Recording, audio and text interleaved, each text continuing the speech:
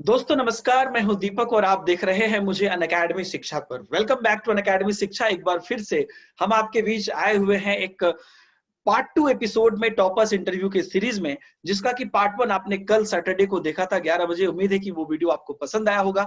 नीतू राणा जी आज भी हमारे साथ मौजूद हैं इस पार्ट 2 टॉपर्स इंटरव्यू में। तो नीतू राणा जी, एक बार फिर से आपका मेरी और अनअकैडमी की टीम की तरफ से बहुत बहुत स्वागत है। Thank you sir. तो नीतू जी, आपने कल बहुत सारी बातें बताई। कल के एपिसोड में काफी सारे डिस्कशन किए और काफी सारी चीजें हमारे बच्चों को, जो हमारे अभी स्टूडेंट हैं, उन सभी लोगों ने उसको रियलाइज भी किया। काफी लोगों ने बेहतर कमेंट्स भी किए। यहाँ पर मेरा आपसे जैसा कि हमने कल बोला था कि कई सारी बातें हैं जो हमें अभी करनी है। जैसे कि टॉपिक वाइज हम बात करेंगे, बच्चे कैसे आगे बढ़िया कर सकते हैं टॉपिक वाइज हर टॉपिक में। लेकिन उन सबसे पहले जो मेरा सबसे पहला क्वेश्चन है, जो मैंने कल के वीडियो के लास्ट में जो छोड़ा था, कि बच्चे के अलग अलग स्ट्रेटजी या अलग अलग माइंडसेट के बारे में तो हमने बात कर ली, लेकिन एक मेजर टॉपिक आता है पेडागोजी, शिक्षा शास्त्र। तो शिक्षा शास्त्र एक ऐसा सब्जेक्ट है या एक ऐसा टॉपिक है, आप बोल सकते हैं, जिसका कि हर सब्जेक्ट में, इंक्लूडिंग सीडीपी, आपके जितने भी अलग अलग सब्जेक्ट हैं टेट के, चाहे पेपर 1 में हो या पेपर 2 में हो, दोनों में ही पेडागोजी का, शिक्षा शास्त्र का बहुत बड़ा है। अभी रिसेंटली उसको इंक्रीज भी किया जा रहा है। तो कहीं ना कहीं 50% पेडागोजी अब जो है अल्टीमेटली रखा जा रहा है। और जैसा कि मैं बोलता भी हूँ बच्चों को कि सीडीपी की बात करें तो 30 नंबर तो मोटा मोटी आपके सीडीपी, चाइल्ड डेवलपमेंट या पेडागोजी के ही हैं।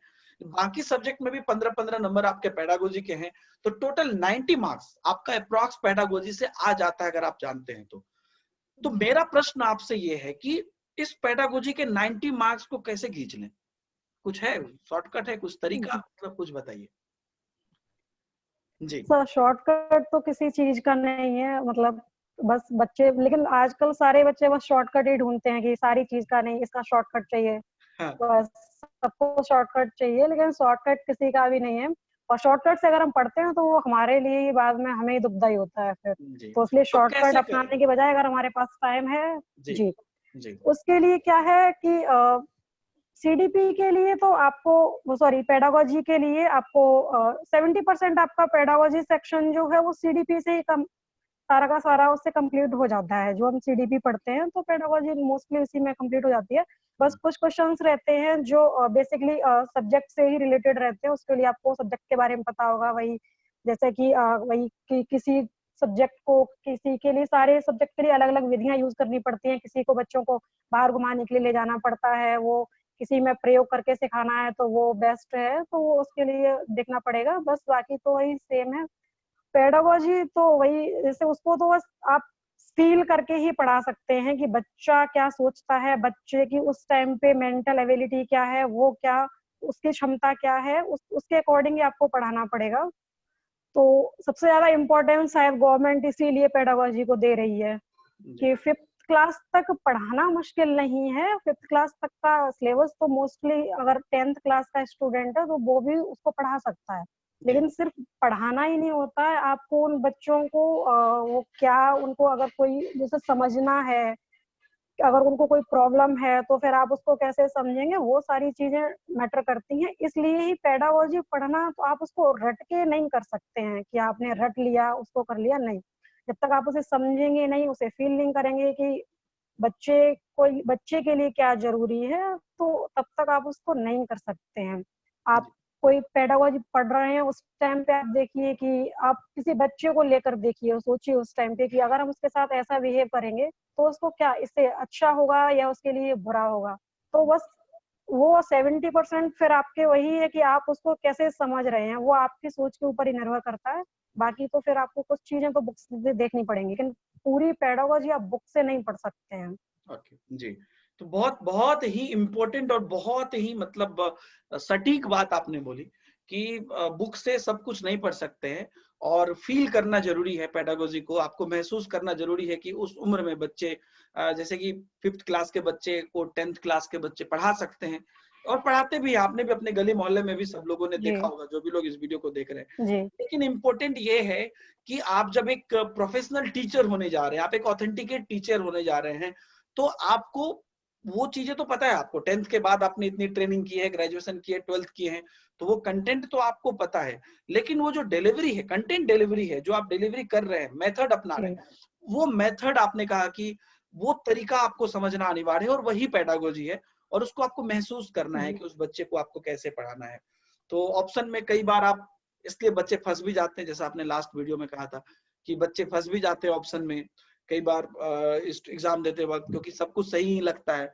अब कुछ अपने मन के हिसाब जी से सही लगता है, कुछ नियम के हिसाब से सही लगता है, कुछ बच्चे के हिसाब से सही लगता है, और कई बार जी सीटेट में एक लाइन हमेशा रहता है कि चूज द बेस्ट ऑप्शन। ये नहीं बोलता है वो कि चूज द जी करेक्ट ऑप्शन। तो बेस्ट ऑप्शन जी क्या होता है कि ये भी करेक्ट है और ये भी करेक्ट है, लेकिन करेक्ट होने जी की प्रायोरिटी किसकी ज्यादा है, वो चीज हम लोग यहाँ पर, मुझे लगता है कि इसमें कई जी बार बच्चे, आप लोग भी, जब आप लोग का भी जो बैच था उसमें मुझे याद है, इसमें बच्चे कई बार गलती करते थे कि जी ये भी करेक्ट है, ये भी करेक्ट है, तो ये ज्यादा करेक्ट क्यों है, इस चीज की, इस प्रायोरिटी को समझना जो है हमारे लिए इम्पोर्टेंट है। तो वो चीज इंसान को फील करना चाहिए, बिल्कुल सही आपने कहा। तो जी पेडागोजी तो एक मेजर पार्ट है, लेकिन सब्जेक्ट वाइज अगर हम बात करते हैं, तो सब्जेक्ट वाइज जैसे कि हम शुरुआत करते हैं बाल विकास और शिक्षा शास्त्र से ही, जिसके पेडागोजी सेक्शन या मोस्टली पार्ट तो कवर हो गए, लेकिन इसमें भी बहुत सारे सब इनिशियल टॉपिक्स हैं, जहां से कि जो कि कह सकते हैं कि आप पेडागोजी के लिए या बाल विकास और शिक्षा शास्त्र के लिए एक रीड है, एक पिलर है, जो कि अगर आप जी जान जाते हैं, समझ जाते हैं, तो है, मतलब आप बढ़िया नंबर उठा सकते हैं। मतलब ऐसा है, चाइल्ड डेवलपमेंट एंड पेडागोजी में आप लिमिटेड टाइम में 30 में से 27 जी 28 तो ला ही सकते हैं अगर आप चाहें तो। तो क्या स्ट्रैटेजी होना चाहिए बाल विकास और शिक्षा शास्त्र को पढ़ने की? जी सर, बाल विकास में कुछ टॉपिक्स ऐसे हैं जिनसे हर टॉपिक से कम 2 से 3 क्वेश्चंस रहते ही रहते हैं। बस वही एक जरूरत है कि हमें उन टॉपिक्स को बहुत ज्यादा डीपली पढ़ना पड़ेगा। जैसे कि एक टॉपिक अवस्थाएं, एक बुद्धि, और ये जीन प्याजे कोहलबर्ग, और इनके जो सिद्धांत है ये हमें बहुत ज्यादा डीपली पढ़ने पड़ेंगे, क्योंकि जो भी क्वेश्चंस रहते हैं इन्हीं के थ्योरीज के अकॉर्डिंग, ये इसके सिद्धांत के अकॉर्डिंग बच्चा अगर ये कर रहा है तो वो किस सिद्धांत के अकॉर्डिंग कर रहा है, या बच्चा ये दर्शा रहा है तो वो किस अवस्था में है। तो जब तक हम उसको डीपली नहीं पढ़ेंगे हमें पता ही नहीं होगा कि ये किस अवस्था में है। तो उसमें भी अवस्थाएं आपको इतनी ज्यादा डीपली पढ़नी पड़ेंगी, जैसा कि हमें पता ही नहीं होता कि बच्चे का मतलब कोई भी चीज है, अगर वो बस तो स्थायित्व वाला अगर गुण है, जैसे तो हमें पता ही नहीं कि कहाँ से शुरू होता है और कहाँ। दो ऑप्शन रहते हैं उसमें, क्या है कि विकास कहाँ से वो शुरू हुआ, और दूसरा रहता है कि उसका विकास हुआ। तो वो दो अवस्थाओं में अलग अलग रहता है। अब बच्चे उसी में कंफ्यूज हो जाते हैं कि वो उन्होंने उस अवस्था में भी पढ़ा है, इसमें भी पढ़ा है, तो उनको समझ नहीं आता है, वो कंफ्यूज रहते हैं कि नहीं ये एक गलत है इसमें से। जी लेकिन वो सही होता है कि एक में तो वो शुरू होता है, जैसे कोई भी चीज है शुरू होनी हुई, उसके बाद वो दूसरी अवस्था में जाके अपना अंतिम रूप में आ जाती है कि हाँ अब उसमें उस चीज का विकास हो गया। तो उसके लिए भी हमें उसे डीपली पढ़ना पड़ेगा। सारे सिद्धांत हैं उनको भी सिर्फ ऊपर से हमने रट लिया कि ये सिद्धांत इसने दिया, ये इसने दिया, उससे कुछ भी नहीं हो सकता है आपको जब तक डीपली नहीं पढ़, क्योंकि क्वेश्चंस वो आप डायरेक्टली नहीं देंगे। इतना कंपटीशन है तो डायरेक्टली क्यों बच्चों रट लिए हैं सारे सिद्धांत, पीडीएफ से ढूंढ ढूंढ के रट लिए, तो वो इतना इजी तो नहीं है। उसके लिए आपको सारे सिद्धांत, सारी अवस्थाएं और बुद्धि चैप्टर सबसे ज्यादा इम्पोर्टेंट, सबसे ज्यादा क्वेश्चन उसी से रहते हैं। तो कुछ चैप्टर्स ऐसे हैं जो आपको बहुत ज्यादा बहुत अच्छे से पढ़ने पड़ेंगे, उससे आप मतलब ज्यादा नंबर ले सकते हैं उसमें। एक दो टॉपिक हैं नहीं आ रहे हैं तो उनसे नहीं है, तो जो अच्छे टॉपिक्स हैं आप उनको डीपली पढ़िए, उनसे अधिक से अधिक क्वेश्चन आप अटेम्प्ट कर सकते हैं। जी। तो मतलब जो भी कई बहुत सारी बातें अभी आपने बताई, और मुझे लगता है कि हर एक पॉइंट बच्चे को ध्यान से सुनना चाहिए। तो एक अवस्थाओं वाला, स्टेजेस वाला जो आपने बताया, बहुत इंपॉर्टेंट बात बताया, क्योंकि बच्चों में जो चेंजेज होता है वो प्रतिदिन होते रहता है। तो मुझे लगता है कि जी जब मैं फील करता हूँ उन चीजों को, तो जो भी जिन पियाजे ने बताया या एरिक्सन ने बताया, जिन्होंने भी बताया, तो उनको बहुत मेहनत लगा होगा इसमें, क्योंकि बच्चे जी का आप अगर कुछ स्ट्रेट फॉरवर्ड नहीं बोल सकते हैं कि ये इसी समय पे आ गया या इसी समय पे। जी आपको मैं तुरंत एक्सेप्शन जी दिखा दूंगा कि ये देखिए, ये बच्चे में ये नहीं आया, ये 6 महीने बाद आया, 1 साल बाद आया, या इस समय पे शुरुआत हुआ, इस समय पे चल रहा है, इस समय पे हो गया। तो ऐसी कई सारी चीजें हैं जो मतलब एक दिन की चीजें तो वो है नहीं, समवेयर वो स्टार्ट होता है और वो चलते रहता है। एक समय पर आके वो इस लेवल पे आता है, अगले लेवल समय पर आके वो इस लेवल पे आता है। तो कई बार अगर आप डीपली नहीं पढ़े होते, जैसा आपने बोला तो आप उस क्वेश्चन के मूड को नहीं समझ पाते हैं और आप फिर उस हिसाब जी से उस पे करेक्ट आंसर नहीं कर पाते। तो ये तो बहुत जरूरी है। और मुझे लगता है कि किसी भी सब्जेक्ट की जब आप थ्योरी पढ़ रहे हैं तो थ्योरी के अंदर की इस भूमिका को आपको और उसके जो डीपली उससे रिलेशन है उसको आपको समझना ही पड़ेगा। एल्स फिर वो आपको वही बात है कि जो डायरेक्ट क्वेश्चन आए तो बन गए, अंदर से अगर पूछ दिए तो जो है जी वो बहुत फिर आपको प्रॉब्लम हो जाएगी। तो ये तो मान लीजिए कि बाल विकास और शिक्षा शास्त्र की बात हो गई। और जैसा कि हम सब जानते हैं कि इसके बाद बाकी सारे सब्जेक्ट, सब सब्जेक्ट अपने आप में इम्पोर्टेंट हैं, लेकिन कहीं ना कहीं सारे सब्जेक्ट का वेटेज तो बराबर ही है, मतलब एक ही नंबर है सारे जी क्वेश्चन में। तो नंबर किधर से भी आए आपको तो नंबर ही है। लेकिन इंग्लिश है और मैथमेटिक्स है, इस दोनों चीजों से बच्चे को बहुत डर लगता है। ये मैं क्वेश्चन लगभग सबसे जी पूछता हूँ। तो इंग्लिश से डर क्यों लगता है और इंग्लिश की स्ट्रैटेजी क्या होनी चाहिए? इंग्लिश से क्या रहता है सर, जितना मैंने देखा है कि इसमें बच्चे जो बीटीसी या टेट में मैंने देखा है, ज्यादातर बच्चे होते हैं वो हिंदी मीडियम वाले ही मैंने देखे हैं। तो बिल्कुल। उनको इंग्लिश में सबसे ज्यादा प्रॉब्लम्स होती हैं। तो अब उनको प्रॉब्लम्स, जैसे हमने अगर कोई रटने वाली चीज है तो वो तो हमने एंटोनिम सिनोनिम वो भी आप नहीं रट सकते, कि इतनी ज्यादा वो कैसे है तो आप नहीं रट सकते हो उसको। तो हम्म, पैसेज में अब उनको अर्थ ही नहीं उसका समझ आता है। हमने पढ़ा, ऊपर 2 लाइन पढ़ी, नीचे 2 आए, तब तक ऊपर वाला गायब, हम्म, वो भूल गए। और जी। ऊपर से फिर वो क्वेश्चन इतना ज्यादा घुमा के दे देते हैं, वो एग्जैक्ट वर्ड ही नहीं यूज करते हैं जो पैसेज में दिया है, वो उसका अल्टरनेटिव यूज कर देते हैं। तो फिर बच्चा फिर वहीं घूम जाता है कि ये तो वर्ड ही नहीं दिया है इसमें पैसेज में।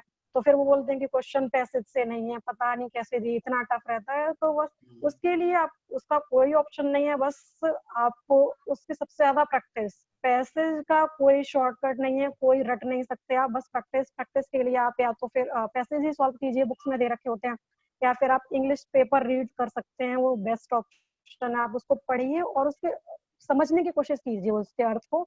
जो वर्ड आपको अगर लग रहा है कि ये टफ है, ये नहीं आ रहा है, ये पढ़ना चाहिए, तो हम्म, उसको आप नोट कर लीजिए अपने पास। तो और मतलब ऐसा कोई शॉर्टकट नहीं यूज कर सकते हैं उसके लिए। बाकी बस सबसे ज्यादा दिक्कत यही रहती है बच्चों को, वो अर्थ ही नहीं उसका समझ पाते हैं। कोई भी क्वेश्चन है, अगर पेडागोजी का कोई क्वेश्चन है इंग्लिश में, तो उसका मीनिंग ही नहीं उनको पता है। पता होता है उनको, आंसर पता होता है उसका, अगर उसको हिंदी में कन्वर्ट कर दो तो कर लेंगे आसानी से, पर इंग्लिश में वो कन्वर्ट ही नहीं कर पाते, हिंदी में दिक्कत यही रहती है। हम्म। तो ये बेसिकली लैंग्वेज प्रॉब्लम है, मतलब वोकेबलरी प्रॉब्लम है, ग्रामर जी प्रॉब्लम है, मतलब वो हम उन चीजों को जी समझ ही नहीं, अगर समझ जाए तो फिर बन जाएगा, लेकिन समझ ही नहीं पा रहे। जी पैसेज की आपने बात की तो मैं यहाँ पर पैसेज के बारे में भी चर्चा करना चाहता हूँ। तो कि दो सब्जेक्ट तो लैंग्वेज का आप लेते ही हैं, या तो हिंदी इंग्लिश लीजिए, हिंदी जी संस्कृत लीजिए, दो लीजिए। तो पैसेज से दोनों में 9 क्वेश्चन आते हैं, 9 प्रश्न आते हैं, सीटेट की मैं बात करूँ तो।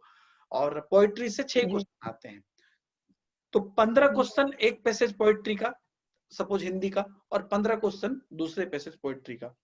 तो दोनों हो गया आपका, मतलब दो पैसेज, दो सब्जेक्ट मिला के 30 क्वेश्चन हो गया, जो कि पैसेज और पोइट्री से जी है। और जिसके के लिए आपको कि अलग से किसी चीजों को रटने की जरूरत नहीं है, सब कुछ आपको वहीं पर है, मतलब किताब सामने है, किताब से जी देख के आपको बनाना है। तो अभी जी थोड़ी देर पहले हमने चर्चा की थी कि पेडागोजी की बात करें तो 90 पेडागोजी से यहाँ पर है। और पैसेज की अगर बात करें जी तो टोटल 30 नंबर आपका जो है दो सब्जेक्ट मिला के पैसेज पोइट्री से हो गया। तो सिर्फ पेडागोजी और ये पैसेज जी पोइट्री मिला के आपका जो है 120 हो जाता है। तो जी मेरा यहाँ पर यह कहना है कि पैसेज और पोइट्री, ये जो दो सब्जेक्ट के हैं, इसमें अगर पूरा पूरी मार्क्स मुझे उठाना है तो कैसे उसको, मतलब क्या ब्रह्मास्त्र अपनाया जाए, कैसे, क्या स्ट्रेटजी होनी चाहिए? सर बस ब्रह्मास्त्र वही है कि जब तक प्रैक्टिस, बस लास्ट, मतलब last, first and last option practice. अगर आप उसको, मतलब कोई रटने वाली चीज नहीं है कि आपने उसको एक रात में रट लिया, दूसरे दिन हम उसको कर देंगे जाके। वो आपको जी प्रैक्टिस करना पड़ेगा, कंटिन्यू करनी पड़ेगी, तभी आप उसको सॉल्व कर सकते हैं। जी। क्योंकि वो वहां आप एकदम से जाके उसको समझ ही नहीं सकते हैं। अगर आपको प्रैक्टिस है वोकेब्स समझने की, उनको अगर आप पहले से पढ़ रहे हैं, वोकेब्स आपको पता है, तो आप उसको, उसके मीनिंग भी इजीली से आप पता कर सकते हैं। अगर आपको उसका मीनिंग नहीं पता चलेगा तो आप उसको कभी सॉल्व नहीं कर सकते, बस फिर तुक्का लगा सकते हैं, तुक्के में तो फिर जितने सही हो जाए। तो हम्म। बस वही है कि प्रैक्टिस, और इनका तो कोई वो नहीं है, बस नहीं, जैसे प्रैक्टिस कि यहाँ प्रैक्टिस पर मान प्रैक्टिस, लीजिए बस कि लास्ट। बच्चे, कोई कुछ बच्चे क्या करते हैं, डायरेक्ट क्वेश्चन पे चले गए, क्वेश्चन पढ़े, चारों ऑप्शन को पढ़े, अब पैसेज को पढ़ रहे हैं, तो मतलब स्ट्रैटेजी क्या होनी चाहिए? पहले पैसेज को पूरा पढ़ के समझे, क्योंकि टाइम भी लगता है पैसेज को पढ़ने में और बच्चे घबराते भी हैं उस समय में। जी, पहले तो पूरा पैसेज पढ़ लेना चाहिए एक बार। उसके बाद हमें क्वेश्चंस देखना चाहिए। अगर हमने एक बार पढ़ लिया है तो हमें ये ध्यान रहेगा कि ये वाली लाइन, क्वेश्चंस की ये वाली लाइन हमने कहाँ पढ़ी थी। उसके बाद फिर हमें क्वेश्चंस देखना चाहिए कि उसका थोड़ा बहुत तो लाइन मैच करती है कहीं ना कहीं से। तो फिर अगर एक बार हम उसको नहीं पढ़ेंगे, हम सोचेंगे डायरेक्ट हम क्वेश्चन देखें उसके बाद हम उसको ढूंढें, तो उसमें ज्यादा वो टाइम लेता है। बस हमें लगता है कि हम ये शॉर्टकट अपना रहे हैं, लेकिन वो सबसे ज्यादा हानिकारक वही होता है। लेकिन जब तक हम पैसेज एक बार नहीं पढ़ेंगे और डायरेक्ट क्वेश्चन सॉल्व करें, तो ये शायद मेरे ख्याल से तो ये काम नहीं करता है। वो सिर्फ टाइम टेकिंग होता है, बस हमें लगता है कि शॉर्टकट है। पहले एक बार पैसेज पढ़ना चाहिए, उसके बाद क्वेश्चंस को देख के तब उससे देखना चाहिए। बिल्कुल बिल्कुल। और पैसेज को मतलब आप समझिए भी, क्योंकि क्वेश्चन भी पैसेज से भी डायरेक्ट, जैसा आपने कहा, नहीं रहते हैं। आप पैसेज को पढ़िएगा, अब क्वेश्चन को आप पढ़ रहे हैं, तो जब तक आप उसके भाव को नहीं समझे तो हो सकता है कि डायरेक्ट लाइन बाय लाइन नहीं मिले, क्योंकि आप तीसरे चौथे क्लास का तो पैसेज है नहीं, ये आपका टीचर बनने का पैसेज है। तो कई बार आपको उस भाव को समझ के उसके बारे में आपको यहाँ पर बताना होता है। हर सब्जेक्ट में, हिंदी, इंग्लिश, संस्कृत, उर्दू, जो भी आपका, सब में ऐसा होता है। तो चलिए इंग्लिश के पैसेज की बात की, इंग्लिश के पेडागोजी की बात भी मतलब आपने मोटा मोटी कर ही दी कि मतलब लैंग्वेज ही प्रॉब्लम है, समझ में आ गया तो प्रैक्टिस पेडागोजी वही है फिर जो आप सीडीपी में पढ़े। तो ये तो चलिए लैंग्वेज पेपर, हिंदी और इंग्लिश को हम इसको यहाँ पर एक साथ मिला लेते हैं। अब आते हैं हम लोग मैथमेटिक्स पे, जो कि नाम बोलते ही लोगों के दिमाग में ना वो हंसी खत्म हो जाती है, ओ मैथ, अच्छा, मतलब पूरा वो सीरियसनेस आ जाता है। तो ये कहीं ना कहीं एक डर भी है, और ये पेडागोजी में भी प्रश्न भी आते हैं कि बच्चे को मैथ से डर क्यों लगता है। डर भी है और वो एक डीपनेस भी है। और बचपन से ही जब भी बोलते मैथ बना रहा है, अच्छा अच्छा चलो चलो, मतलब ऐसा जैसे कोई मतलब बहुत चंद्रयान 3 लॉन्च कर दिया, कुछ इस टाइप का लोगों का फील रहता है। तो वो मैथ को कैसे, मतलब क्या करना चाहिए, क्योंकि 150 में से 150 आपको आने वाला है नहीं, लेकिन मैथ में आपको कैसे एग्जाम हॉल में या तैयारी में कैसे करना चाहिए कि आप उसका बेस्ट ले सके, और जो चीज वहां पे प्रॉब्लम करते हैं, जैसे कि किसी एक क्वेश्चन में 15 मिनट लगेगा लेकिन बन जाएगा, तो बेवकूफी है बनाना। तो कैसे प्लान करना चाहिए पढ़ाई करने के लिए मैथ का? मैथ्स में भी वही 15 मार्क्स तो पेडागोजी रहता है, 15 बचा तो उसके लिए भी सीटेट में मैथ्स, मतलब मैं भी बहुत ज्यादा वीक हूँ मैथ्स में, तो मतलब मैं भी इतना ज्यादा नहीं बता सकती हूँ, तो मुझे बहुत डर लगता है मैथ्स से। तो मैंने क्या किया कि 15 तो वो पेडागोजी है, उसके लिए तो आपको इतना ज्यादा सोचने की जरूरत नहीं है। 15 में भी सीटेट में मैथ बहुत ज्यादा हार्ड लेवल का नहीं आता है। तो उसको आप, मतलब ऐसा नहीं कि आप बहुत, अब अगर आपको नहीं आ रहा तो आप उस पर बहुत ज्यादा टाइम दे रहे हैं पढ़ने पे कि नहीं मैथ नहीं आ रहा है, मैथ ही सबसे ज्यादा पढ़ें। अगर वो नहीं आ रहा है तो आप उस पे बहुत ज्यादा टाइम देकर टाइम वेस्ट करना है, उससे अच्छा कि आप जो आपके सब्जेक्ट अच्छे हैं आप उनको और अच्छा कीजिए। अगर वहां से इतना हार्ड नहीं रहता, आप उन 15 में भी से भी 7 to 8 तक क्वेश्चन आप ऐसे रहते हैं जो आराम से कर सकते हैं, जो नॉर्मल लेवल के रहते हैं, जो मुझे बिल्कुल नहीं आता है, तो मैंने जब कर लिया तो फिर कोई भी कर सकता है, मुझे तो ये लगता है। ये मतलब उसके अच्छी लिए बात है। भी आपने एक यहाँ पे मैं ये बोलना चाहूंगा, आपने ये आपका ये शब्द हमारे बच्चे जो स्टूडेंट उनके लिए मोटिवेशन ही होगा। तो ऐसा नहीं कि आप नहीं कर सकते, लेकिन ये नहीं, अगर आपको कुछ चीजें नहीं आती है तो ये एक अच्छी सोच है कि ऐसा मतलब आप मत सोच लीजिए कि अब आपसे हो ही नहीं पाएगा, आप कर ही नहीं पाएंगे, because you have lot of strong points.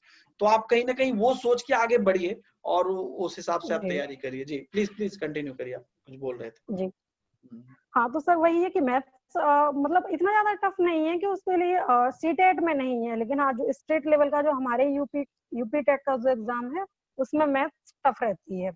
तो सीटेट की जो बच्चे प्रिपरेशन कर रहे हैं तो उनको मैथ्स के लिए बहुत ज्यादा प्रैक्टिस, मतलब नॉर्मल जितनी आप सारे सब्जेक्ट के लिए कर रहे हैं उतनी आप प्रैक्टिस कीजिए। ऐसा नहीं कि उसको बिल्कुल ही हम छोड़ दें, अगर हमें नहीं आ रहा है तो नहीं हमें इसको करना ही नहीं है, उसको भी आपको देखना है, उसको भी प्रैक्टिस करनी है। लेकिन उसके भी क्वेश्चंस इतने ज्यादा टफ नहीं है। आप किसी भी बुक से जो 8th क्लास तक की जो बुक्स हैं आप उनको सॉल्व कीजिए, वो बेस्ट ऑप्शन है। किसी बड़े राइटर की बुक से क्वेश्चन करने का कोई मतलब नहीं, कि इतना हार्ड आता नहीं है। जो नॉर्मल बच्चों की बुक्स हैं आप उन्हीं क्वेश्चन को सॉल्व कीजिए, सारे के सारे क्वेश्चन मैथ के सीटेट में उसी से रिलेटेड आते हैं, बहुत ज्यादा हाई लेवल के नहीं आते हैं। जी ओके। अभी मैं आपसे बात करना चाहता हूँ 3 पेपर पर एक साथ parallelly, EBS, science and SST. तो जैसे कि ईवीएस तो पेपर 1 का हो गया, साइंस पेपर जी 2 का है, एसएसटी भी ऑप्शनल उसके हैं। तो इन तीनों जी पेपर के बारे में आप मुझे या तो अलग अलग या तो ऑल ओवर जैसे भी आप बताना चाहें कि अब इस तीनों पेपर की तैयारी कैसे करें। मे बी आप सब्जेक्ट वाइज बता सकते हैं जैसा आपको सही लगे। जी। सीटेट के लिए तो सर तीनों सब्जेक्ट के लिए सीटेट के पेपर्स के लिए सारा जो भी क्वेश्चंस रहते हैं सारे के सारे सिर्फ एनसीईआरटी बुक से ही आते हैं। मैंने 3 बार एग्जाम दिया है तो एक भी ऐसा क्वेश्चन कभी नहीं था कि वो एनसीईआरटी की बुक से बाहर हो। हाँ, इतने क्वेश्चंस में एक दो क्वेश्चंस हो सकता है या हमने उस पर ध्यान नहीं दिया हो या फिर वो बहुत ज्यादा मैटर डीपली हो सब। लेकिन अगर इन तीनों के लिए सिर्फ एनसीईआरटी बुक्स बेस्ट हैं, एनसीईआरटी की बुक से ही।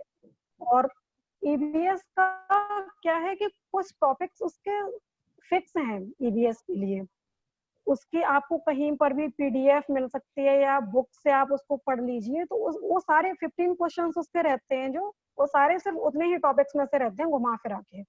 हाँ, एसएसटी थोड़ा एसएसटी और साइंस का थोड़ा सा बड़ा है उसका सिलेबस।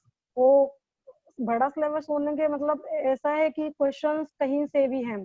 ईवीएस में फिक्स है कि ये 4-5 चैप्टर्स हैं, जैसे 6 उसकी जो थीम फिक्स हैं उसी से ही सारे क्वेश्चंस रहते हैं। तो साइंस और एसएसटी के लिए भी आपको बस बेस्ट ऑप्शन तो एनसीईआरटी की बुक्स ही है मेरे अकॉर्डिंग। बाकी फिर आप किसी और पब्लिकेशन की पढ़ रहे हैं, आपको वो समझ आ रही है तो ठीक है, लेकिन बेस्ट तो फिर एनसीईआरटी है, क्योंकि जो सीटेट पेपर जो भी सेट होता है वो सारा मेरे ख्याल से एनसीईआरटी बुक से ही होता है।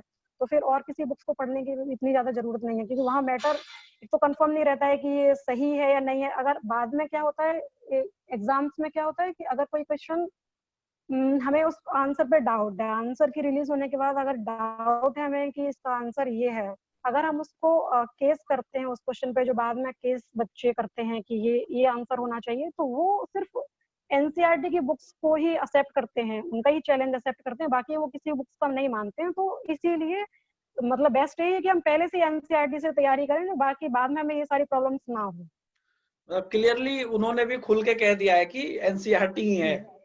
तो अगर वो एनसीईआरटी एक्सेप्ट करते हैं, इनडायरेक्टली उनका कहना यही है कि एनसीईआरटी से ही पढ़ना है क्योंकि उसी से चीजें आती हैं और वही ऑथेंटिकेट वो मानते हैं। तो चलिए, ये तो बहुत मतलब एनसीईआरटी की चर्चा, इसलिए मैंने तीनों एक साथ पूछा भी था, आपने समझा भी होगा प्रश्न को कि तीनों में कहीं ना कहीं इंडिकेशन है कि तीनों आप एनसीईआरटी से ही करिए। और एक बड़ा कॉमन क्वेश्चन है, सीटेट या किसी स्टेट टेट में, आपने बार बार चर्चा की कि यूपी टेट में या स्टेट टेट में मैथमेटिक्स थोड़े अलग हैं, सीटेट में पेडागोजी ज्यादा है, ऐसे करके। तो सीटेट या कोई भी स्टेट, जैसे यूपी टेट है, अभी एमपी टेट आने वाला है, बिहार टेट, झारखंड टेट, अलग अलग स्टेट के टेट हैं, सीटेट और इन सभी स्टेट टेट में क्या अंतर है? मैंने यूपी टेट दिया है, तो यूपी टेट और सीटेट में मुझे जो अंतर पता चला उसमें क्या है, हमारे यूपी टेट में सारे क्वेश्चंस मतलब सारे, क्योंकि पेडागोजी जितना अभी तक एग्जाम कम आए उनमें नहीं थी, आगे गवर्नमेंट क्या रूल करती है। हाँ, तो उसमें क्या है, सारे के सारे क्वेश्चंस फैक्चुअल बेस्ड कॉन्सेप्ट पर ही सारे क्वेश्चन डायरेक्ट क्वेश्चंस रहते हैं। तो वो आपको, जैसे अगर कोई रटने वाले स्टूडेंट हैं तो वो उनके लिए सबसे अच्छा है, वो रट रहे हैं, सारे क्वेश्चन सॉल्व हो रहे हैं। लेकिन सीटेट में आप रट के नहीं कर सकते हैं, वो जब तक आप उसको समझेंगे नहीं कर सकते, उसमें रट के तो कुछ भी नहीं कर सकते सीटेट में। तो यही मुझे तो दोनों में यही अंतर लगा, लेकिन मुझे यूपी टेट ज्यादा टफ लगा। मैंने दिया एग्जाम, सीटेट 3 बार दिया, यूपी टेट मैंने 2 बार दिया था। एक बार जैसे मैं उसके बारे में बाद में बताऊंगी, मुझे पता आप उससे रिलेटेड अभी क्वेश्चन पूछेंगे। तो उसमें यही है, आप अगर रट रहे हैं तो रट रहे हैं, मतलब अगर आपकी याद करने की क्षमता बहुत अच्छी है तो यूपी टेट के लिए वो बेस्ट है, क्योंकि सारे के सारे क्वेश्चंस डायरेक्टली रहते हैं। ये सिद्धांत किसने दिया, ये अवस्था, ये इसमें ये होता है, यहाँ ये स्थित है, ये रहता है, डायरेक्टली है जो भी है। सीटेट के लिए आपको सारी चीजों को डीपली पता होना चाहिए, क्योंकि वो डायरेक्टली तो कोई क्वेश्चन नहीं पूछते हैं, तो उसके लिए आपको बहुत ज्यादा डीपली पढ़ना पड़ेगा। तो सीटेट मुश्किल है या यूपी टेट मुश्किल है नॉर्मल बच्चों के लिए? सर वो उनके, क्योंकि उनके ऊपर डिपेंड करता है। वैसे अगर मोस्टली आपकी याद बच्चों को करने की सीटेट टफ लगता है, फैक्ट बेस याद करने की कैपेबिलिटी ज्यादा है तो आपके लिए यूपी टेट इजी है। अगर आपकी अमूर्त सोच बेहतर है हाँ एब्स्ट्रैक्ट थिंकिंग बेहतर है, जी तो आपके लिए सीटेट इजी है। हाँ, वो हाँ, स्टूडेंट के ऊपर डिपेंड करता है, क्योंकि मैंने मोस्टली बच्चों को बोलते हुए सुना है कि नहीं, सीटेट बहुत टफ है, यूपी टेट तो हो जाता है, सीटेट बहुत टफ है। हम्म, लेकिन मैंने जो फील किया, क्योंकि मैं रट नहीं सकती हूँ किसी चीज को, मैं बस समझ सकती हूँ उसको, हम्म, तो मुझे सीटेट ज्यादा इजी लगता है, यूपी टेट टफ लगता है। तो फिर जी बच्चे के ऊपर जी, डिपेंड करता है कि वो करता है। कैसे पढ़ता है। जी। जी अच्छा चलिए, ये तो अभी आप बात की रटने की, तो मुझे याद आया, हर सब्जेक्ट में कुछ ना कुछ तो रटना पड़ेगा।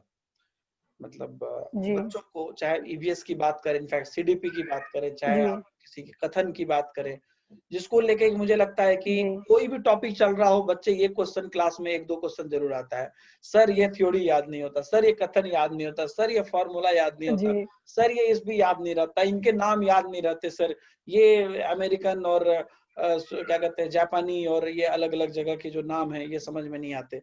इसके लिए क्या जी करें, छोड़ दें कि क्या कुछ उपाय है उसका? नहीं सर, छोड़ने का तो कोई वो नहीं है कि हम छोड़ तो हाँ नहीं सकते हैं कोई भी चीज। अगर हमारे पास टाइम है तो फिर हमें उस पे देना चाहिए, क्योंकि अगर क्वेश्चंस उसी पे आ गए, क्योंकि वो दो पेपर सेट करने वाले के माइंड के ऊपर डिपेंड करता है। अगर उसने डायरेक्टली क्वेश्चंस दिए तो फिर उस टाइम पे फिर हम ये नहीं कर सकते कि हमने ये छोड़ दिया पार्ट।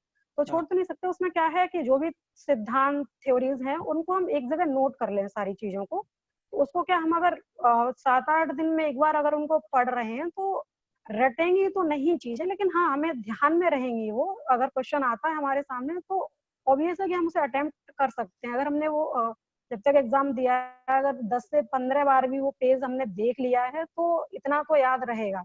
ऐसे इसी से रिलेटेड सारी चीजें हैं, जैसे मैथ्स में भी कुछ फॉर्मूलाज हैं, ईवीएस में भी कुछ रहते हैं कि ये आवाज कहाँ पर है या ये नृत्य कहाँ का है, वो आपको रटना ही पड़ेगा। तो हम्म। कुछ जो चीजें हैं वो आपको नोट करके रखनी चाहिए, और वो आपको मतलब हफ्ते में नहीं तो 15 दिन में तो आपको एक बार कम से कम देखनी पड़ेंगी। अगर आप जी। उसको देखते रहेंगे कंटिन्यूसली तो आपको रटने की जरूरत उनको भी नहीं पड़ेगी, वो भी सारी की सारी ऑटोमेटिकली माइंड में फीड होती रहती हैं। हम्म। नहीं, मुझे याद है, मैंने मैंने आपका नोट्स भी देखा है, आपने भी बहुत अच्छा नोट्स, जी जो जिसको लोग रट्टे वाले बोलते हैं उसको आपने इतने अच्छे से बनाया जी कि वो रटने जैसा लगता भी नहीं है, बच्चे उसको बार बार देख सकते जी हैं। और काफी बच्चे उससे फायदा उठा भी रहे हैं, आपके आपके आप नोट से काफी बच्चे को आपने मदद भी की है, ये एक अच्छा नेचर भी है। तो ये सीटेट, चलिए यहाँ पर अभी तो बहुत टेक्निकल बातें हो गई, टॉपिक पे बातें होंगी। मेरा एक क्वेश्चन यहाँ पर जी आपसे है कि सीटेट करके क्या करेंगे, मतलब आगे कुछ है कि नहीं है आपके हिसाब से? हाँ सर, सीटेट मतलब जो भी ऑप्शंस हैं वैकेंट जॉब के लिए वो सारे, जब तक हम कोई टेट क्वालिफाइड, चाहे वो सीटेट हो या कोई स्टेट टेट हो, तो हम्म। उसके लिए टेट तो क्वालिफाइड करना पड़ेगा आपको। जी अगर सेंट्रल में जॉब चाहिए तो सीटेट, अगर अपने स्टेट में चाहिए तो अपने स्टेट का टेट आपको क्वालिफाई करना ही पड़ेगा। जी। तो सीटेट के बाद आप क्या है कि कुछ स्टेट्स हैं जो सीटेट को अपने यहाँ वैलिड नहीं करते, जैसे एमपी है, एमपी में वो सिर्फ अपने यहाँ का टेट लेते हैं, हम्म, सीटेट वैलिड नहीं है उनके यहाँ। बाकी सीटेट के बाद आप केवीएस है, केवीएस बेस्ट ऑप्शन, हम्म, नवोदय विद्यालय है, कस्तूरबा गांधी विद्यालय है, आप ऑल इंडिया में कहीं भी अप्लाई कर सकते हैं सीटेट क्वालिफाई करने के बाद। हम्म, और तो ये मेरे ख्याल से कि आप अपने स्टेट का टेट क्वालिफाई, वो तो एक ऑप्शन है। उस अगर आप सीटेट क्वालिफाई करते हैं तो बेस्ट ऑप्शन है, फिर आप ऑल इंडिया में कहीं भी अप्लाई कर सकते हैं। हम्म। जी बिल्कुल बिल्कुल। तो ये एक लोगों के पास ये चीज रहता है कि मतलब कहीं पर भी किसी भी रूप में आप जो है, बहुत सारे ऑप्शन। इनफैक्ट अब अभी 2019 से एक नया रूल भी बना है, अगर कोई प्राइवेट इंस्टीट्यूशन भी जी है तो वो अपने टीचर जी को हाँ ऐसे नहीं रख सकता है कि they need to be qualified, they जी नीड टू बी वेरीफाइड। जी तो वो चीज अभी जी रिसेंटली तो मार्च 2019 के बाद से भी ये रूल बना है। तो बिल्कुल, जी ये मतलब अगर आप टीचर बनना चाहते हैं तो आपको सीटेट या जो भी आपका स्टेट टेट है वो आपको कर ही लेना चाहिए, और कुछ कुछ जी चीजें वैलिडिटी है जिसके हिसाब से लोग आगे कर सकते हैं चीजों को और बेहतर तरीके से कर सकते हैं। अभी जैसे देखिए कि लॉकडाउन है नीतू जी, जी और बच्चे ऑफलाइन हम्म जो कोचिंग प्रीफर भी करते थे वो अब चाह के भी नहीं कर पा रहे हैं। इस जी समय पे बच्चे को आप क्या सजेस्ट करना चाहेंगे, to be very frank and very honest? Sir, offline coachings अभी वैसे तो अवेलेबल नहीं है, लेकिन सबको ऑफलाइन कोचिंग्स का कहने से या मतलब देखने में तो सबको समझ आता है कि लोगों ने उसको एक बाजार की तरह बना दिया है, जो मैं अपनी सिटी में देखती हूँ, या वो क्या है, जैसे दुकानों की तरह उन्होंने उसे खोल रखा है। इतने छोटे छोटे से शटर लगा के वो वहां पढ़ा रहे हैं, उतने इतने बच्चे उसमें पढ़ रहे हैं।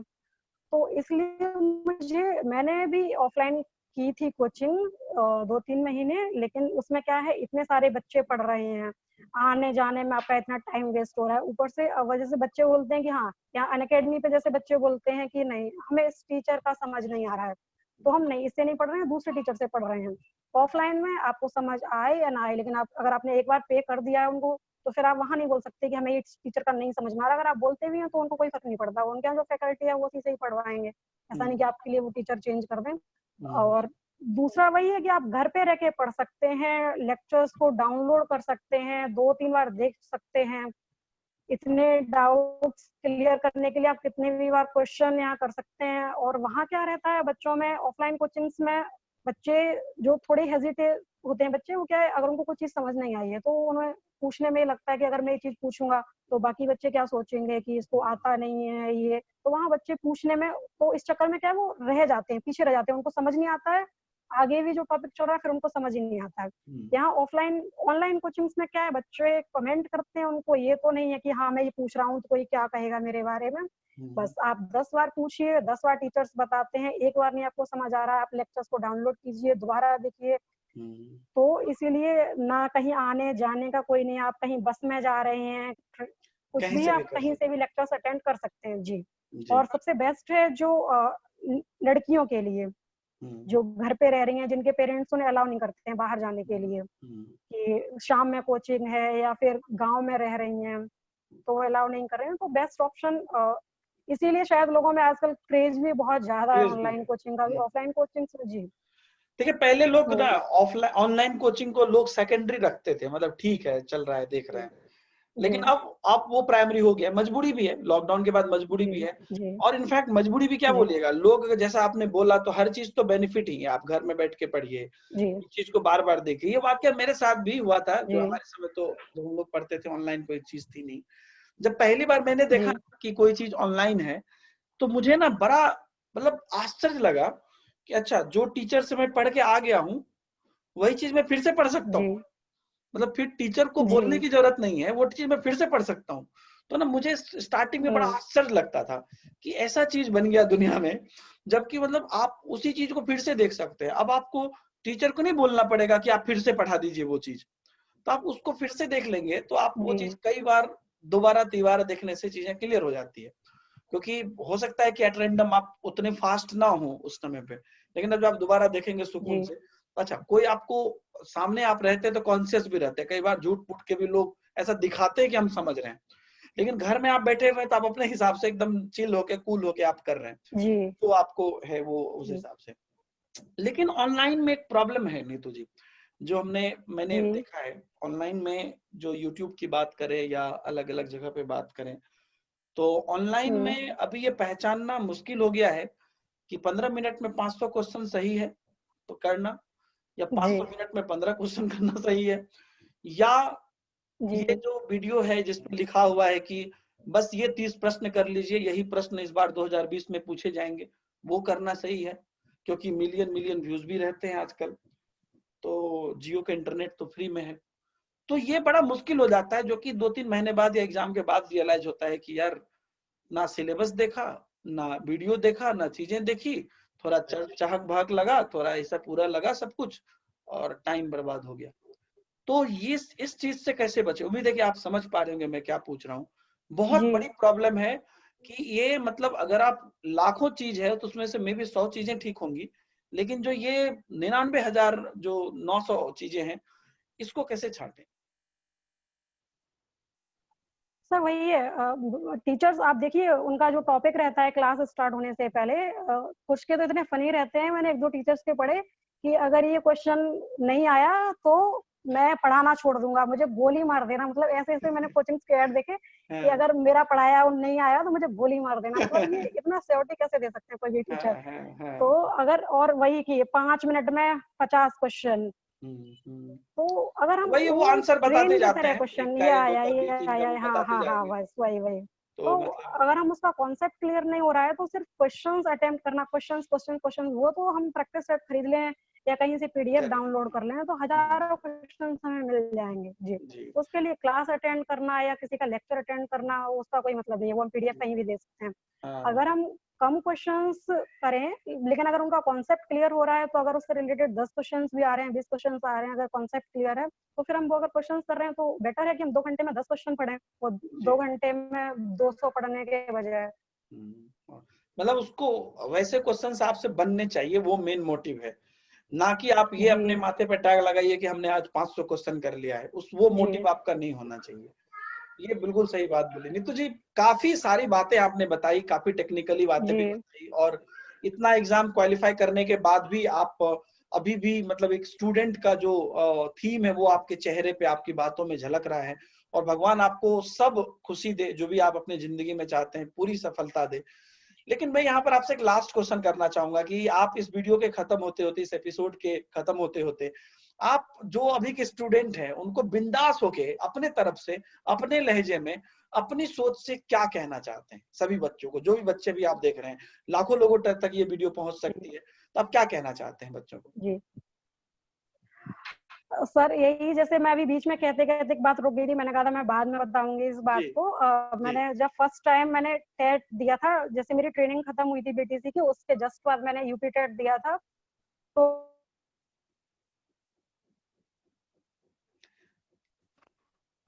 एग्ज़ाम हॉल में पहुँचने के मैंने पेपर देखा और उसको 10-15 क्वेश्चंस करने के बाद मेरे जैसे हाथ-पैर में सेंसेशन टाइप का होने लगा, और उसके बाद ये समझ में आया कि मुझे कि पेपर क्या करना है, और उसमें क्या हुआ, उसका रिजल्ट क्या रहा कि मैंने क्वेश्चन पेपर पे आंसर सही टिक करके और मैंने 26 क्वेश्चंस ओएमआर में गलत फिल किए थे। ओह! तो वो मेरा फर्स्ट टेस्ट था जो मैं पास नहीं हुई थी। अच्छा। 1 नंबर से वो रह गया था। 1 नंबर से मतलब फेल तो फेल है, उसका वो नहीं है। हाँ। लेकिन वही कि अगर हम टेंशन्स बहुत ज़्यादा ले रहे हैं, तो उसमें वो हमारा नुकसान हो रहा है। अगर हम उसपे इतना ज़्यादा सोच रहे हैं कि मेरे से नहीं होगा, नहीं होगा, तो फिर जो हमको आ रहा है वो सारा भी गलत हो जा रहा है। अगर वो जैसे मैंने 26 क्वेश्चंस जो गलत फिल किए थे, अगर मैं वो नॉर्मल होके पढ़ती, तो फिर वहाँ पे वो आराम से मैं क्वालीफाई कर सकती थी उसको। लेकिन वही है कि मैंने इतना ज़्यादा सोच लिया कि नहीं, नहीं हो पाएगा मेरे से, तो इसलिए फिर वो सारा बर्बाद हो गया। इसीलिए सबसे बस यही कहूँगी कि आप जितना आपको आ रहा है, जो आपको आ रहा है, बस आप अपना बेस्ट दीजिए। रिज़ल्ट क्या आएगा वो बाद में देखा जाएगा। आप अगर टेंशन ले रहे हैं, तो उससे हमारा कुछ अच्छा नहीं होना है। तो जी। ऐसी चीज़ कीजिए जिससे कुछ अच्छा होना हो। तो इससे अच्छा है कि आप अच्छे से पढ़िए, और दूसरी चीज़ है कि हम ज़्यादा मैटर पे इतना नहीं कि हम ज़्यादा चीज़ें पढ़ रहे हैं, हमें ये भी पढ़ना है, वो भी पढ़ना है। तो बच्चे यही कर रहे हैं आजकल, इस नोट से पढ़ लिया, ये पीडीएफ से पढ़ लिया, ये बुक इतनी एक-एक सब्जेक्ट के 10-10 आपने पब्लिकेशन ले रखे हैं, इससे हुँ। भी पढ़ रहे हैं, उससे भी पढ़ रहे हैं। तो आप कम पढ़िए, लेकिन अच्छा पढ़िए, सटीक पढ़िए, और उसको इतना पढ़िए कि अगर आप उससे रिलेटेड कोई भी क्वेश्चन आता है, तो आप उसको अटेम्प्ट कर सकें। आप 10 में से कोशिश कीजिए कि मतलब सारे टॉपिक हों, लेकिन अगर आप पढ़ें, 6 पढ़ें, लेकिन वो इतने बेस्ट पढ़ें कि उनसे रिलेटेड कोई भी क्वेश्चन आए तो आप उसको अटेम्प्ट कर सकें। तो जी। बहुत ज़्यादा मत पढ़िए, कम पढ़िए, अच्छा पढ़िए, ये जी। स्ट्रेटजी है बस। लेकिन जो भी पढ़िए सिलेबस के अकॉर्डिंग पढ़िए बस। पहले जी। पता कर लीजिए कि हमें पढ़ना क्या है, क्योंकि जी। मोस्टली बच्चे होते हैं, मैंने देखा कि वो क्या करते हैं, उन्हें पता ही नहीं है कि इसमें क्या आ रहा है। जैसे सीटेट है, सीटेट की अगर ईवीएस है, तो बच्चे क्या कर रहे हैं, वो दूसरी बुक्स पढ़ रहे हैं। जैसे मैं ऐसे पब्लिकेशन का नाम नहीं लेना चाहूँगी, जिसमें थ्योरी बेस्ड सारा रहता है, वो वही पढ़ रहे हैं। उनको पता ही नहीं कि एनसीईआरटी आती है सीटेट में सारी। हुँ। तो आप हुँ। पहले सिलेबस देखिए कि प्रीवियस ईयर देखिए क्वेश्चंस कि कैसे आ रहे हैं, कहाँ से आ रहे हैं, वो देखिए। हुँ। तो वो ज़्यादा ज़रूरी है, तो बस यही कहना चाहेंगे। जी, देखिए नीतू जी, जाते-जाते आप बहुत इम्पोर्टेंट बात बोल गए, और मुझे लगता है कि जी, सब लोगों को ये चीज़ समझना चाहिए कि डबल हैट्रिक मारने वाली एक लड़की जी, आपको ये बात बोल रही है कि सबसे पहले जब मैं पहली बार जी, एग्ज़ाम में यूपी टेट में बैठी, और जब मेरे हाथ-पाँव काँपने लगे या आँखों के सामने जी, अंधेरा आ गया या डर लग गया, तो मैं जानते हुए भी 26 जी, क्वेश्चन या 22 क्वेश्चन हम गलती करके आ जाते हैं वहाँ से, और हमारा जी, एग्ज़ाम सिर्फ़ इसलिए रह जाता है क्योंकि हम कॉन्फिडेंट नहीं थे। तो पहली बात तो दोस्तों, आप जी, लोग ये निश्चिंत हो जाइए कि सिर्फ आपके साथ वो नहीं हो रहा है। वो आपके सामने जो जी, एक टॉपर बैठा हुआ है, जो कई बार एग्ज़ाम क्वालीफाई किया है, उसके साथ भी वो हो सकता है या हो रहा है। तो पहली बात तो इस चीज़ को लेके निश्चिंत हो जाइए कि आप कुछ मतलब आपके पास जी, क्वालिटी ही नहीं है। और दूसरी बात कि जो चीज़ें पहली बार इन्होंने गलती की और आगे क्या सँभाला, वो आपको मैं पिछले 2 एपिसोड से बता ही रहा हूँ, दिखा ही रहा हूँ कि इतनी लंबी लिस्ट है। तो ये चीज़ आप भी कर सकते हैं। बशर्ते कि आपको जी जो जो चीज इन्होंने फील किया और जो चीज आपको बताया, तो इन्होंने क्लियरली आपको बोला कि उससे कोई फायदा हुआ नहीं, उल्टा घाटा ही हुआ। वो सोच के, वो चिंता करके, या वो उस समय में जो डर के, घाटा ही हुआ। आगे अगर वही जी सहज होके इन्होंने किया तो आगे बहुत अच्छा किया। तो ऐसा तो नहीं था कि 6 महीने में कोई बहुत बड़ा मिरेकल हो गया, मेहनत ही किया होगा। तो मेहनत जी करके ही किया और इतना कुछ अच्छा किया। तो कहीं न कहीं एक चीज़ थी, जो ये जो बिलो कॉन्फिडेंस वाली बातें होती है, या जो दिमाग में टेंशन प्रेशर वाली बातें होती है, वो चीज़ नीतू जी ने हटाया, या उस चीज़ का कोई महत्व नहीं है ये सोच के उसको उतना इम्पोर्टेंस नहीं दिया और उसको अपने पास नहीं आने दिया। तो ये जाते-जाते बहुत ही इम्पोर्टेंट बात है कि अगर आप आज भी एग्ज़ाम हॉल में बैठते हैं और इन सभी चीज़ों को, अरे चलो ठीक है ना, होगा, होगा, नहीं होगा, क्या कर सकते हैं, जितना पता है उस हिसाब से करेंगे। तो आज भी अगर आप बैठते जी हैं तो शायद आज भी आप अच्छे मार्क्स से क्वालीफाई कर जाएँ। लेकिन अगर आप बहुत प्रिपरेशन के साथ 4 महीने बाद भी अगर इस डर के साथ बैठते हैं, तो पता चलेगा कि बहुत एक्सपर्टीज होने के बाद भी आप क्वालीफाई ना करें। बहुत इंपॉर्टेंट बात नीतू जी, आपने पर्सनल एक्सपीरियंस से इतनी सारी बातें हम लोगों को बताई। तो बहुत बहुत धन्यवाद नीतू जी, आपका दिल से, आपका इस हमारे इस शो पे आने के लिए और लगातार इतनी इंपॉर्टेंट बात शेयर करने के लिए बहुत बहुत धन्यवाद। ठीक, thank you sir, thank you so much sir. जी, तो दोस्तों हमारे साथ आज थी नीतू राणा जी, जो कि हैट्रिक मारी, मतलब डबल हैट्रिक मारी, और जिन्होंने की क्वालिफाई किया है CTET and UP TET paper 1 and paper 2 दोनों, और अपनी पूरी जानकारी के साथ, पूरी अपनी जर्नी के साथ हमारे साथ मौजूद थी। आगे हम लगातार आपसे जुड़े रहेंगे नए-नए टॉपर्स एपिसोड में। बहुत स्पेशल एपिसोड था। दोनों ही एपिसोड को आप जरूर लोगों के साथ शेयर करिए और लोगों की मदद करिए। वीडियो को लाइक, कमेंट, शेयर करना मत भूलिएगा। तो दोस्तों बहुत बहुत धन्यवाद इस वीडियो में आपको हमारे से जुड़ने के लिए। हम मिलेंगे आपसे नए एपिसोड में। अपने माता पिता का सम्मान करें, बड़े बुजुर्गों का ख्याल रखें, सबों के साथ प्यार बांटें। बाय बाय, जय हिंद।